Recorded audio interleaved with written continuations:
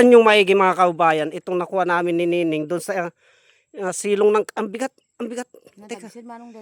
Ang bigat mga kaubayan. Nakuha namin doon sa ilalim ng puno. Ang bigat. Anong klaseng bato kaya ito? Oh, parang ang bigat naman. Dapat ay maugod na. Parang ginto. Ano kayang klaseng bato ito mga kaubayan? Ang bigat sobra. Nakuan.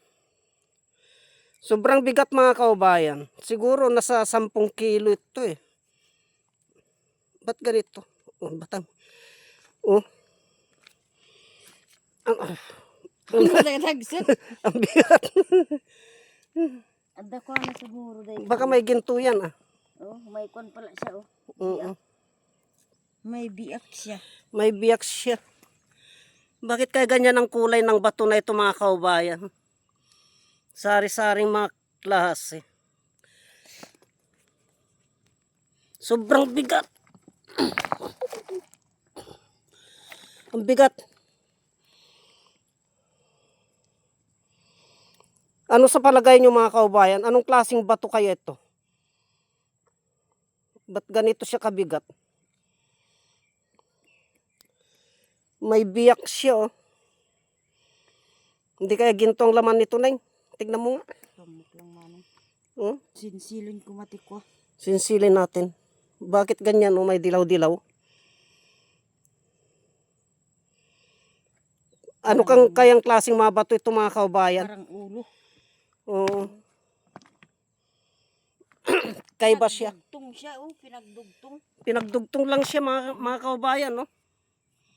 Nakuha namin sa ilalim ng puno kasi nangunguha kami ng ayun oh, nangunguha kami ng pandan. Nakuha namin sa ilalim niya doon. Dahil kumuha kami ng bunga ng pandan ayun oh. Sobrang bigat niya. Sa bali tapos sa bali dahil yun yung kulay. Parang ipinatong lang siya. Hindi kaya may laman yan? Baka manong siguro. Oo. Ipinatong, nakapatong lang to mga kaubayan. Yung mga treasure hunter yan. Asan? Oh. Ipinatong lang siya. Oh.